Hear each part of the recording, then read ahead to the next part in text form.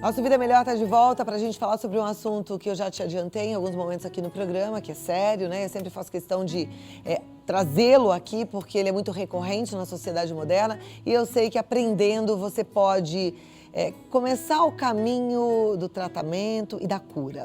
Então a gente fala hoje sobre depressão. E infelizmente, segundo a Organização Mundial da Saúde, atualmente já são mais de 120 milhões de pessoas no mundo com o diagnóstico de depressão. Só para você ter uma ideia, no Brasil, isso porque o brasileiro é aquele povo alegre e feliz, né? São 17 milhões de pessoas. É muita gente. Sendo que desse número, 850 mil pessoas morrem todos os anos por conta da doença. Gente, depressão mata. Até 2020, ela será a doença mais impactante no mundo. Olha, não é uma brincadeira, não é frescura, não é doença de rico. Acordar triste, sentir-se desanimada diariamente, com uma sensação de vazio, com vontade incontrolável de chorar, com vontade de morrer, são alguns dos sinais que podem sim indicar uma depressão. É claro que ontem eu ainda falei aqui, lendo um trechinho da palavra do Monte das Bem-aventuranças, né, da parábola, que diz: felizes são os que choram. E eu realmente acho que é importante a gente não estar anestesiado, é importante a gente saber que na vida a gente vai chorar, assim como a gente vai sorrir, mas não esse choro que virou doença, que você não consegue mais controlar, que é sem motivo e que está frequente na tua vida. Agora, como é que você vai saber 100% se é ou não é depressão? Quais os principais sintomas? Quais os possíveis tratamentos? É que a gente vai tentar entender hoje. E quem nos ajuda respondendo a essas e outras dúvidas é o Dr. Fábio Martins Fonseca, que é psiquiatra, ele fez diversas especializações nos Estados Unidos, ele é palestrante, consultor motivacional e da saúde mental e está aqui sempre contribuindo com a gente. Seja bem-vindo, Dr. Fábio. Muito obrigado mais uma vez pelo convite, Cláudia. É um prazer sempre estar aqui. Bom, depressão é doença.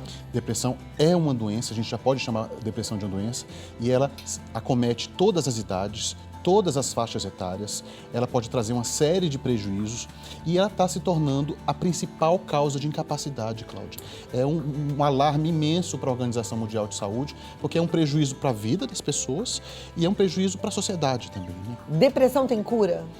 Algumas formas de depressão podem ter cura, ou seja, as pessoas podem ter um único episódio ao longo de toda a vida, e existem outras pessoas que vão ter depressão recorrente, ou seja, vão ter episódios ao longo de toda a vida, e uma parcela menor das pessoas vão ter uma depressão crônica, que ela tem um pouco mais difícil de curar, um pouco mais difícil de melhorar, em que ela está sempre um pouco abaixo do limiar da normalidade, do nível de normalidade. Mas, felizmente, não é a maioria dos casos. É verdade que numa família de depressivos a chance dos hereditários serem depressivos é grande? É grande, Cláudia, porque a depressão tem um componente hereditário. A gente pode dizer que tem uma balança.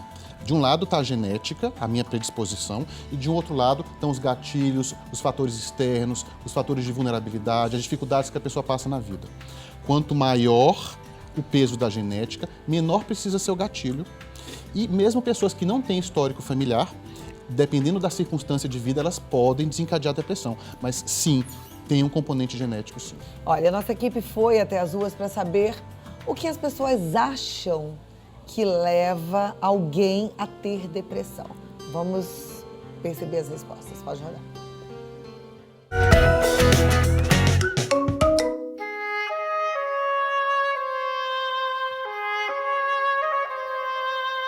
Por que você acha que tantas pessoas têm depressão hoje em dia? Eu acho que é o individualismo, né? Acho que cada um está preocupado consigo, a gente não tem tempo para ouvir as pessoas. Acho que é o estresse, né, do dia a dia. O mundo hoje está tão louco, né, que você fica meio pirado às vezes. Primeiro, falta de Deus. Para mim, a depressão está muito relacionada com a fé. E segundo, porque as pessoas estão buscando algo que não encontram e elas começam a entrar num colapso dentro de si própria. A princípio, me parece que é uma doença dos tempos modernos. Não sei se antigamente existia, na minha época era muito raro.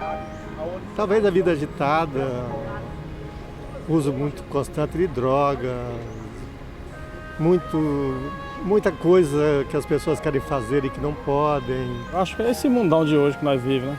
Agitada, essa correria aí vai causando essas coisas. Você acha que tem cura? Ah, tem, né? Tem sim. Eu acho que tem. Tratamento, tanto medicamentoso como o social também, né? Se você dá atenção, se você dá carinho. Acho que não tem cura. Deus ajuda bastante, mas se criou os profissionais para estarem aí ajudando, né? Então acho que é importante também isso.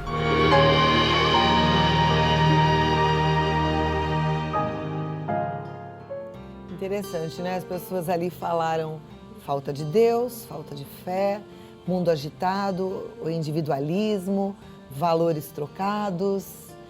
E aí, enquanto eu estava ouvindo, eu estava pensando, mas tem gente que vive uma vida tranquila e tem depressão. Tem muita gente que tem uma relação forte, íntima com Deus e tem depressão. Eu conheço padres que têm depressão, pastores que têm depressão, pessoas que a gente sabe que são pessoas de Deus com depressão, né? Tem pessoas que são super agitadas e têm depressão. Tem de todo tipo. O que causa, de fato, a depressão? Você trouxe um exemplo aí, né? Existem pessoas que são extremamente religiosas e têm depressão. Mas muitas vezes a vida pode estar um pouquinho desequilibrada. Um exemplo, né? De repente a gente pode ter um religioso, um padre, por exemplo, que está se esquecendo do lazer, está se esquecendo um pouco daquele momento de tirar a batina e descansar um pouco, não se preocupar tanto com as coisas da paróquia, e aí vai ficando cada vez mais sobrecarregado e tem uma relação íntima com Deus. Todos somos humanos e a depressão não é uma fraqueza e não é falta de Deus, mas áreas de vida que não estão sendo atendidas, necessidades emocionais que não estão sendo atendidas. Então ela é de fora para dentro mesmo?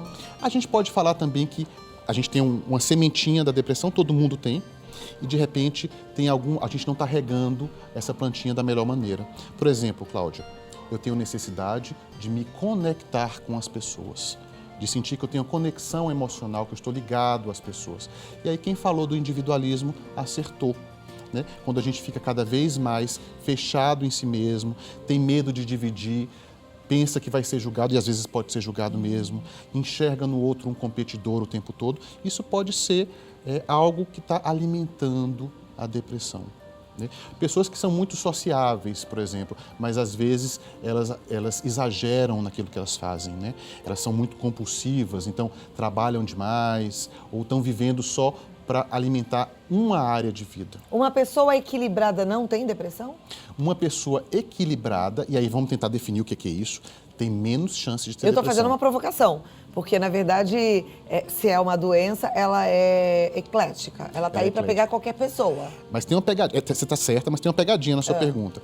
Porque a gente julga o outro e a gente julga o que é ser equilibrado de acordo com os nossos parâmetros.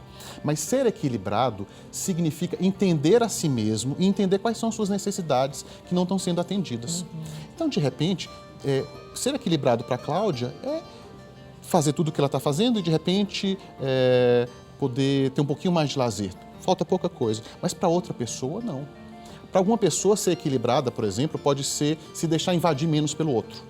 Colocar um pouquinho mais de barreira e aprender a dizer não, aprender a se respeitar. Então, o equilíbrio, ele é muito individual. Ele é ligado ao autoconhecimento, né? Ligado ao autoconhecimento. Você tem que saber quem você é, o que é que você precisa e preencher aquilo que vai te satisfazer. Isso, e estar disposto a experimentar, errar um pouquinho, aprender com os erros, se olhar o tempo todo, mas ninguém quer errar. Todo mundo quer ser perfeito e o pior julgamento é o nosso mesmo, né? A gente erra e muitas vezes o outro vai julgar, mas a gente mesmo já está se julgando, né? E aí a gente segue um caminho pré-determinado, sem atender às nossas necessidades, sem se conhecer, e aí a gente está alimentando a sementinha da depressão. Né? Por isso que é difícil, Cláudia, a gente dar uma receita para todo mundo. O que é que gerou a depressão, né? Cada caso é um caso. Cada caso é um caso, mas é claro que tem algumas pessoas que a gente olha e de cara percebe, nossa, mas a balança está muito pendente. Então tem coisas que a gente consegue perceber. Né? Você sabe que você estava falando de padre, pastores. Muitas vezes o ser humano não dá conta de cuidar tanto do outro, acaba esquecendo de cuidar de si, né? Então, cuida muito do outro, cuida muito do outro, cuida muito do outro e vai deixando embaixo do tapete aquilo que precisa ser cuidado em nós, né? E a gente tem coisas que a gente precisa cuidar. Eu gosto muito do conceito de que religiosidade coloca normas, mas a espiritualidade, ela é individual e essa relação com Deus precisa ser cultivada.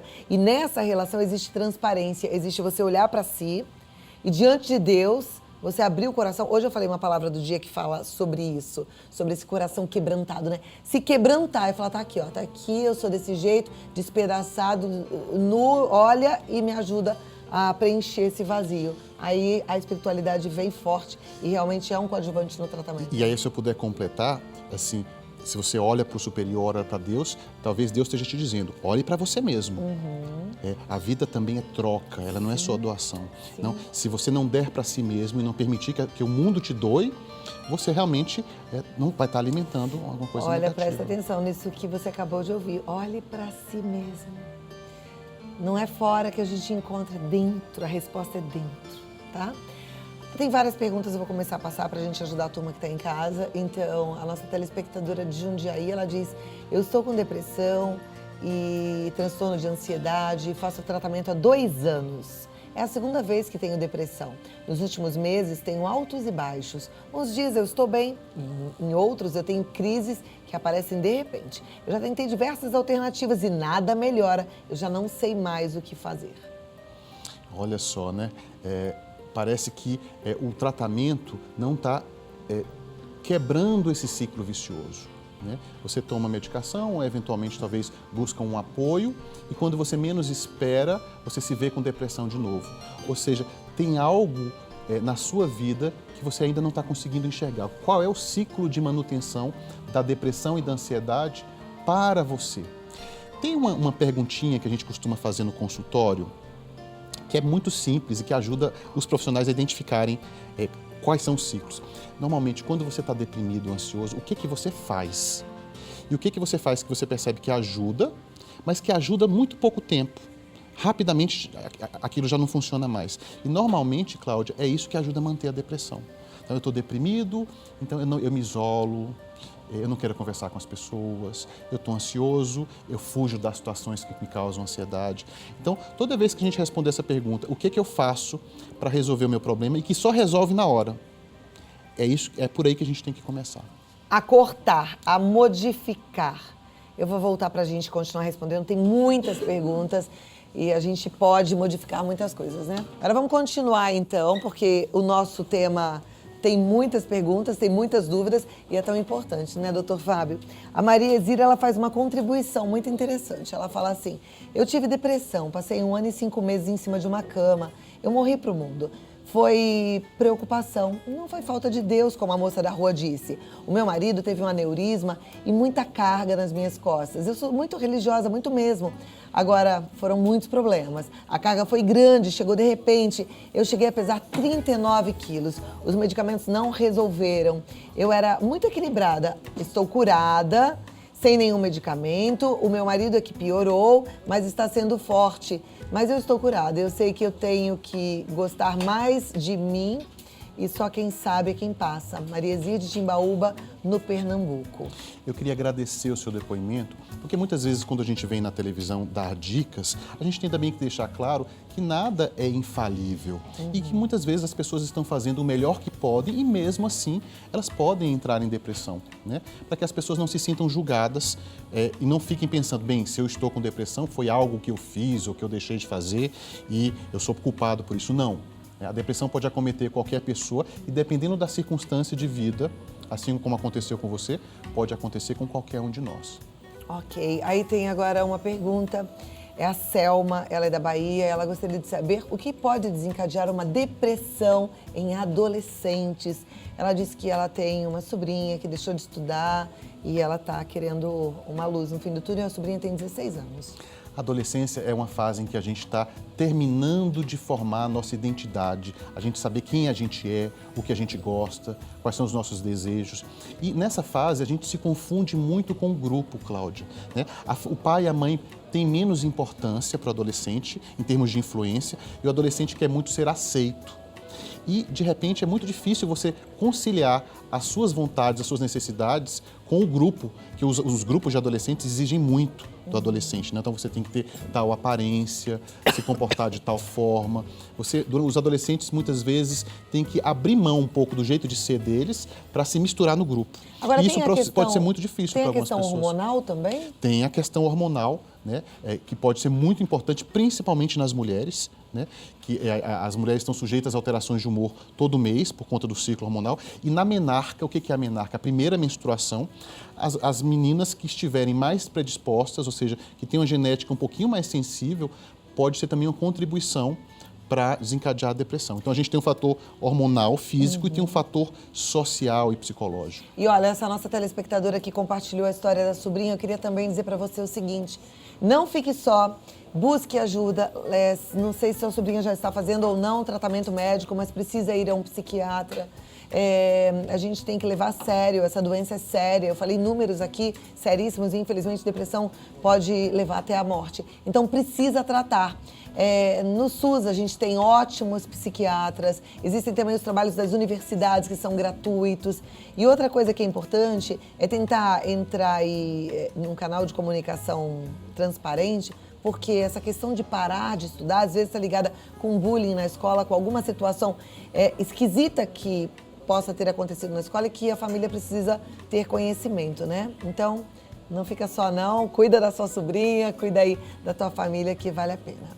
A gente tem agora uma telespectadora da Bahia que pede para não ser identificada, que diz assim, que teve uma dor de cabeça e tontura, um peso muito grande na cabeça, muita agonia, e ela quer saber se isso pode ser depressão. Ela diz que foi depois de uma dieta rígida que ela fez, e se isso pode ter alguma relação com a dieta.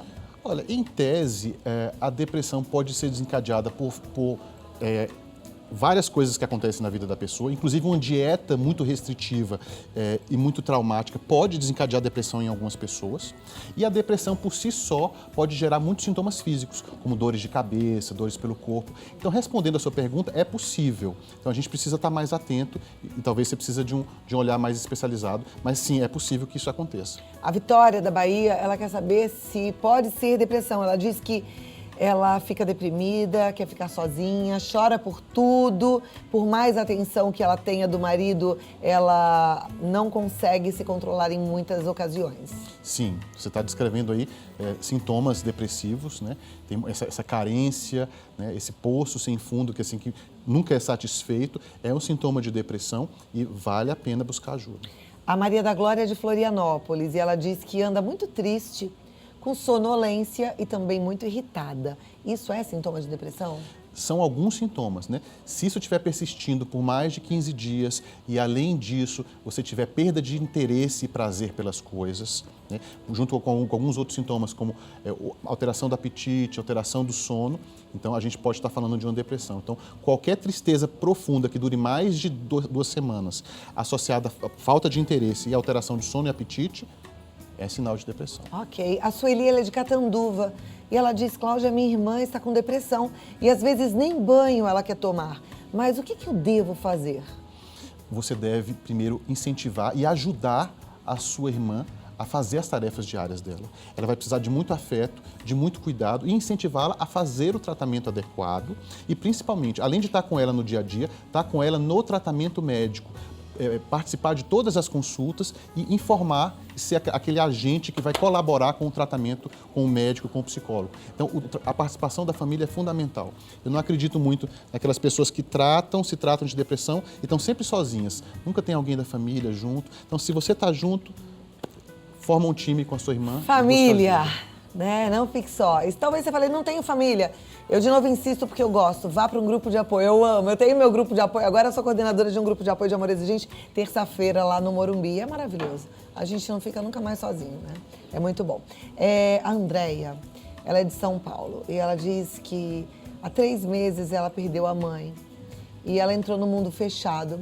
Todos os dias ela chora, ela diz, não tenho vontade de fazer nada, tenho vontade de não sair de casa para nada. Eu não consigo mais fazer nada, será que eu estou entrando em depressão? Ela pergunta. Andréia, a sua pergunta é muito importante, porque o luto e a depressão são coisas diferentes, mas muitas vezes o fato de uma pessoa estar de luto não impede que ela desenvolva a depressão. Como é que a gente diferencia? A gente costuma dizer que o luto É quase como se fosse igualzinho a depressão, mas o luto são ondas que vão e vêm e você consegue ser consolada e às vezes tem momentos em que aquilo alivia bastante. A depressão não, ela persiste o tempo todo e diante da gravidade dos sintomas que você está me descrevendo, é possível que não seja apenas um luto, é possível que seja depressão. Ok. Tem muita gente perguntando sobre o tratamento da depressão. Antigamente existia um preconceito, achava-se que era um remedinho que a pessoa ia tomar, ia ficar meio abobalhada, meio anestesiada. Isso foi mudando, né? Existem novas descobertas, existem tratamentos eficientes e que tiram a pessoa desse estado? Existe sim, Cláudia. Antes mesmo de começar o seu programa, a gente estava conversando ali nos bastidores e alguém estava me falando que conhece alguém que não quer buscar o tratamento porque não quer ficar dopado, porque não quer ficar viciado em remédio psiquiátrico, porque não quer tomar remédio de louco. É muito importante a gente dizer que o tratamento para a depressão hoje oferece um leque de possibilidades imensa. Existem muitos remédios que não causam sedação, que você não fica dopado, você não vai ficar dependente, não vai ficar viciado. E é importante encarar isso como qualquer outro problema de saúde, né? Então, se você tivesse uma pneumonia, se você tivesse quebrado a perna, você ia buscar ajuda e não ia se envergonhar por isso. Exatamente. O nosso corpo não dá para dividir. A cabeça, ela não é um problema, né? Se ela está com um problema, a gente trata, assim como o joelho, como o pé, o coração. Então, busque ajuda. Quem trata de depressão é o psiquiatra, que é médico formado e ele é apto para prescrever medicamento, inclusive. A Cláudia, minha xará, ela é de Avaré. Ela diz assim: estou desesperada, eu já tomei muitos remédios, eu não tive resultados, sou nervosa, tenho 30 anos, por favor me ajuda. O que eu tenho que fazer? Eu tenho pensamentos de morte a toda hora e eu tenho muita ansiedade. Cláudia, parece que o seu caso é um caso um pouco mais grave. E aí eu fico pensando, né, como é que é o seu diálogo com o seu psiquiatra, né? É um médico aberto? Ele coloca para você todas as possibilidades de tratamento? Ele permite que a sua família venha junto com você na consulta? Vocês veem outras possibilidades de tratamento além da medicação? Porque existem alguns casos, felizmente não são a maioria, Cláudia, em que às vezes só a medicação não dá conta, a gente tem que pensar em outras possibilidades. E a gente vive um país com muita limitação financeira, muitos recursos de saúde não chegam a toda a população. Então, mesmo com o psiquiatra, o tratamento tem que ser global. A gente não vai olhar só para o remédio, a gente tem que olhar para a pessoa como um todo. Então, pare para pensar assim, como é que está sendo esse tratamento? Vocês estão olhando para tudo realmente ou vocês estão discutindo só remédio na consulta? É uma pergunta. Olha, e tem mais uma coisa. Você falou ainda há pouco que a escolha que a gente faz quando a gente está se sentindo mal para baixo, aquela que vai dar um conforto de curto prazo, é a pior escolha que a gente deveria fazer. Que normalmente vou me trancar aqui, me cobrir, fechar o olho e ficar quietinha. Então, faça boas escolhas. Eu sei que é duro, que não vai ser fácil você vencer a vontade de ficar no quarto escuro, trancada. Mas abra a janela, sai pra rua, dá uma volta no quarteirão. Você sabe que exercício físico, ele tem que estar junto com o medicamento no tratamento da depressão. Cláudia, mas eu não gosto. Mas assim, a caminhada, a gente começa a aprender a fazer aquilo que a gente tem que fazer, não tem jeito. A gente tem que tomar água, não tem? Tem gente que fala, não gosto de água, mas tem que tomar, então tem que aprender a tomar. E fazer um exercício aeróbico, que eu digo que é a caminhada, é a bicicleta, é a corrida, é fundamental no tratamento da depressão. Tá certo? Certíssimo, Cláudia. E às vezes a pessoa se sente sobrecarregada porque ela sente que ela não tem energia. Começa aos pouquinhos. Pequenas pílulas de prazer, de atividade física e de convivência, por menor que sejam, vão ajudar você. Olha, a nossa telespectadora de São Paulo, ela fala assim, a Vilane. Gostaria de saber se depressão é o mesmo que síndrome do pânico, pois eu já tive e ultimamente venho me sentindo sem expectativa para nada. Não, são duas coisas diferentes. A síndrome do pânico é aquele medo e desespero que parece que vem do nada, aquele medo de ter um infarto, de enlouquecer, com muitos sintomas físicos, né? Falta de ar, tontura. A pessoa acha realmente que está à beira da morte e sai desesperada. E a depressão é tudo aquilo que a gente já explicou. E muitas vezes quem tem pânico e isso não melhora, começa a desencadear a depressão. Então, a depressão é uma consequência frequente da síndrome do pânico, mas são duas condições diferentes. Ok, a Giane, ela é de Guarulhos e ela diz assim, boa tarde, eu tô aqui hoje com muita ansiedade. Eu tô tomando medicamentos, sertralina, alprazolam, mas gostaria de, por favor, doutor, te ouvir. Estou sentindo dores de cabeça há 3 dias e sinto que é no osso da cabeça. Pode ser ansiedade, pois quando deito para relaxar, dói mais. e ultimamente eu tenho medo de morrer. Eu sinto essa dor na cabeça e penso que vou sofrer um AVC e aí eu fico tensa. Pode ser da ansiedade, pois faz 3 semanas que eu estou com esse medicamento. Essa dor veio no mesmo horário, vem sempre no mesmo horário e no mesmo dia. Só que hoje eu estou sentindo medo. Eu já estou assim desde de manhã cedo.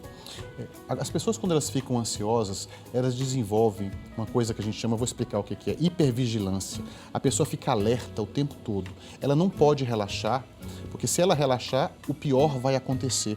Então é um paradoxo, né? Quanto mais medo ela tem, mais medo ela acha que ela precisa ter, porque ela precisa se prevenir para o pior. Então, esse exercício de conseguir relaxar, de conseguir estar presente no que está acontecendo, e o segredo é tentar colocar o foco da atenção naquilo que você precisa fazer naquele momento, né? Então, muitas vezes eu tô precisando conversar aqui com a Cláudia e ao invés de eu focar minha atenção nas respostas que eu preciso dar para você, eu estou preocupado com alguma outra coisa.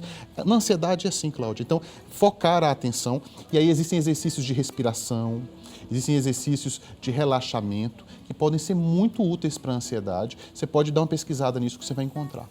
Ok. Eu estou lendo aqui muita gente relatando que está com depressão, tristeza profunda, vontade de morrer porque perdeu alguém. E aí eu me lembrei de algo que já falei aqui no programa e que eu gosto de falar para os meus amigos quando eles vêm com a dor do luto, né? O luto, ele existe, é fato, e a gente deve, inclusive, viver o luto, mas ele tem início, meio e fim.